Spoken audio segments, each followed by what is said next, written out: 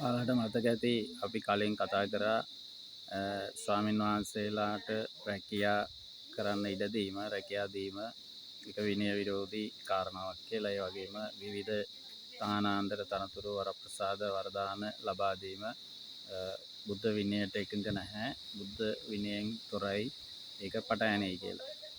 ඒ වගේම කාරණාවක් ඒ සමගම පටබැඳුණු කාරණාවක් තමයි අපේ ආණ්ඩු ක්‍රම ව්‍යවස්ථාවේ 9 වෙනි වගන්තියෙන් කියනවා ප්‍රතිඥා දීලා තියෙනවා මේ රටේ පාලකයෝ පාලන තන්ත්‍රය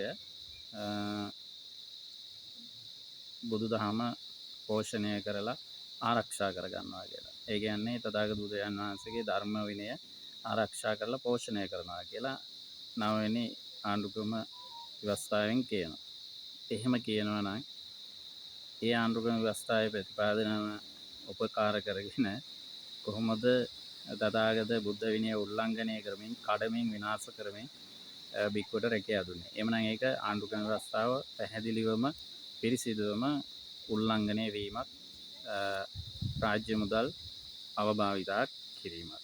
මේ පිළිබඳව මම ආරාධනා කරනවා නීති විශාරදයන්ට මේ පිළිබඳව විධිමත් ආකාරයට පරීක්ෂණයක් කරලා නීතිමය වශයෙන් ගත යුතු පියවර අරගෙන සම්බුද්ධ ශාසනයේ රාජ්‍ය මුදල් අවභාවිතා වීමක් වළක්වා ගැනීම උදෙසා ඓතිහාසික පියවරක් ගන්නට කියලා.